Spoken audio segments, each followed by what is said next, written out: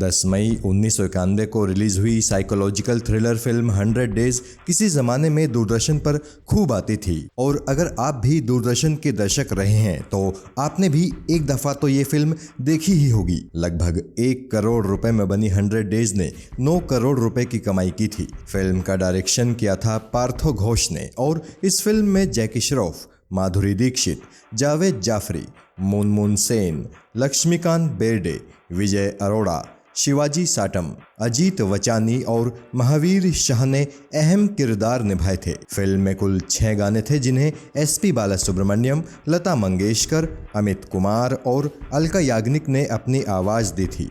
Film का संगीत तैयार किया था राम लक्ष्मण ने। फिल्म का ट्रैक गब्बर सिंह ये कहकर गया, जो डर गया वो मर गया, काफ़ी पॉपुलर हुआ था। गब्बर सिंह ये कहकर गया, जो डर गया वो मर गया। किस्सा टीवी पर आज पेश है 100 डेज फिल्म की मेकिंग से जुड़ी कुछ रोमांचक और अनसुनी कहानियां और आपको ये कहानियां पसंद आएंगी, इसका हमें पूरा यकीन है।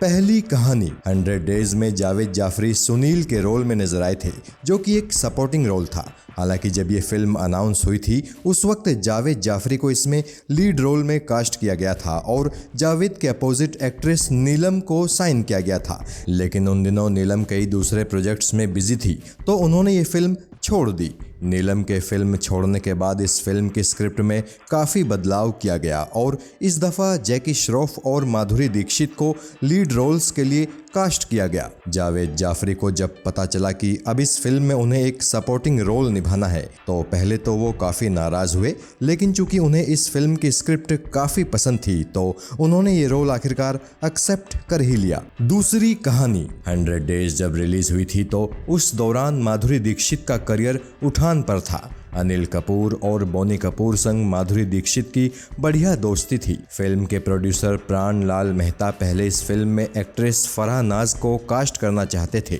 ये बात जब अनिल कपूर और बोनी कपूर को पता चली तो उन्होंने प्राण लाल मेहता को सलाह दी कि वो इस फिल्म में फराह नाज को ड्रॉप करके माधुरी दीक्षित को साइन करें और प्राण लाल ने उनकी बात मान भी ली। दरअसल अनिल कपूर और बोनी कपूर की फराह नाज से ज़रा भी नहीं बनती थी। 1989 में आई फिल्म रखवाला में अनिल कपूर ने फराह नाज के साथ काम जरूर किया था, लेकिन उसी फिल्म की शूटिंग के दौरान ही अनिल और फराह की लड़ाई हो गई थी। तभी से अनिल कपूर और बोनी कपूर फराह नाज के खिलाफ रहने लगे थे। तीसरी कहानी 100 डेज फिल्म का सबसे पॉपुलर सॉन्ग था गब्बर सिंह ये कहकर गया, जो डर गया वो मर गया। कहा जाता है कि फिल्म के मेकर्स ने ये गाना अमजद खान को डेडिकेट करने के लिए फिल्म में लिया था। इस गाने में माधुरी दीक्षित और जावेद जाफरी ने पहली दफ़ा एक साथ परफॉर्म किया था। हालांकि इस फिल्म का सॉन्ग ले ले दिल दे दे दिल पहला और आखिरी ऐसा सॉन्ग था जिसमें जावेद जाफरी और माधुरी दीक्षित ने साथ में डांस किया था। ये दोनों ही उस जमाने के टॉप डांसर्स हुआ करते थे और फिल्म का दूसरा सबसे पॉपुलर गाना यही गाना था। इस सॉन्ग से जुड़ी एक और दिलचस्प बात यह है कि मशहूर डॉली बिंद्रा ने इस गाने में as a background dancer perform किया था और केवल डॉली बिंद्रा ही नहीं,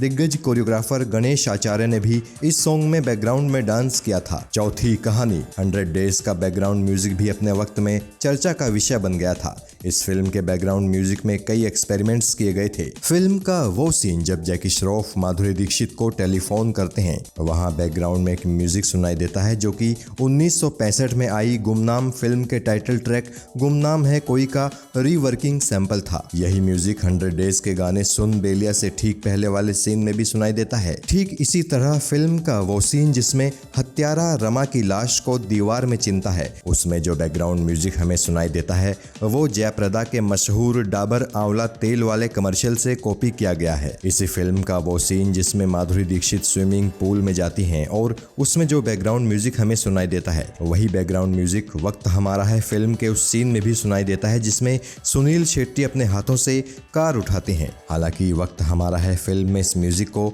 डिफरेंट अरेंजमेंट्स के साथ नदीम श्रवण ने इस्तेमाल किया था। पांचवी कहानी 100 डेज में एक्ट्रेस मुनमुन सेन ने रमा का किरदार निभाया था।